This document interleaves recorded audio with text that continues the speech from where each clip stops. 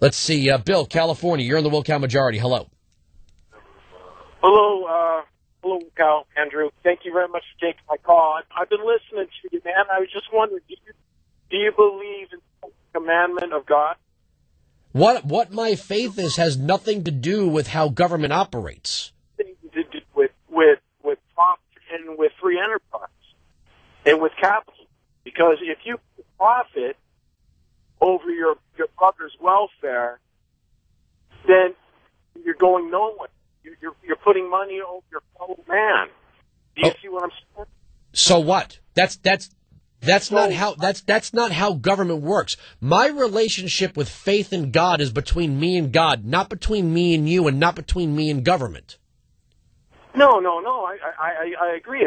Government has nothing to do with it. But I'm saying if capitalism is putting the almighty profit over your fellow brothers, then it's evil, man. It's evil, and you have no leg to stand on. What do you mean I have no leg to stand on? You're trying to. How do you know?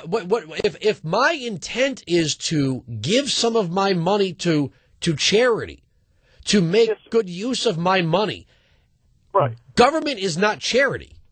By bowing to more government, I'm giving up my liberty and my God-given rights.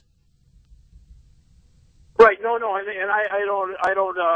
I don't disagree with you on that. I'm just talking about capitalism. I mean, capitalism has to have. And socialism is just? I'm not saying. I don't believe the God of Israel believes in socialism. I believe he believes, but a just, a righteous capitalism. Well, define that for me. That doesn't put your fellow man above profit. And I think. But what do you mean putting my fellow man above profit? If I host a radio show and another guy hosts a radio show and nobody wants to listen to his, but everybody wants to listen to mine, and he can't make a living in radio, how am I evil for that?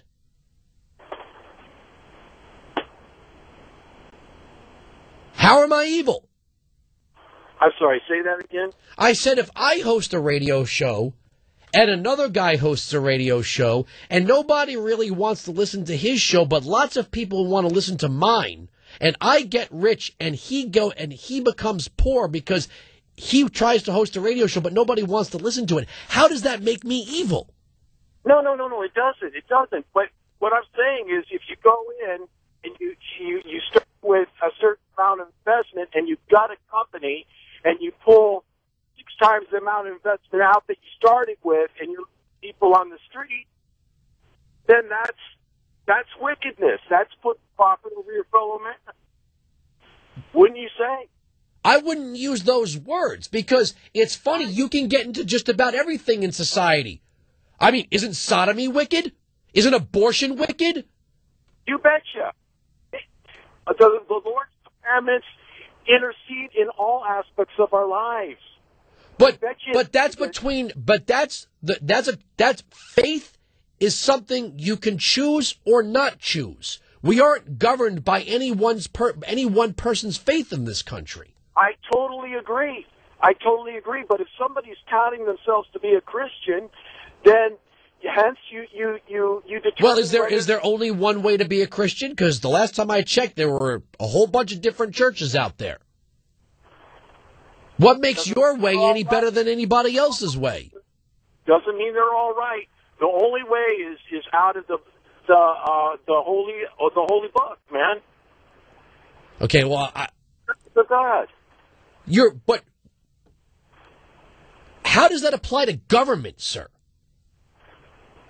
Government and corporations are basically 2 heads of the same beast. They need to all be held to the same standard. Don't lie. Don't steal. Okay, that's fine. But Mitt Romney isn't doing any. When you think of the money changers and the Roman Empire and all that stuff, that was government.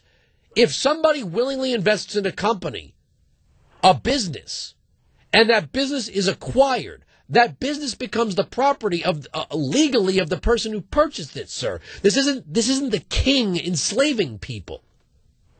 No, but he's responsible for the people that work for him. No, he's not their parents. This is you're putting a very Mayberry spin on this, sir. You know, I work for Mel Karmazin. He's not my daddy. No, but if he's a Christian, he's morally responsible for your welfare. No, he's not. No, I'm morally responsible for my welfare. Yes, sir. When did being a person of faith make you automatically somebody else's parental figure?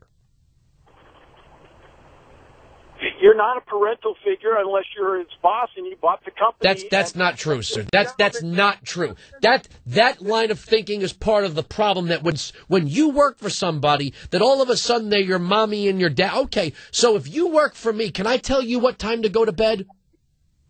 I'm not saying they're mommy or dad. Well, you did. No, yes, you did. You just said that I'm like a parent and loco parentis. I could tell you to eat your vegetables, to be in bed by 8:30.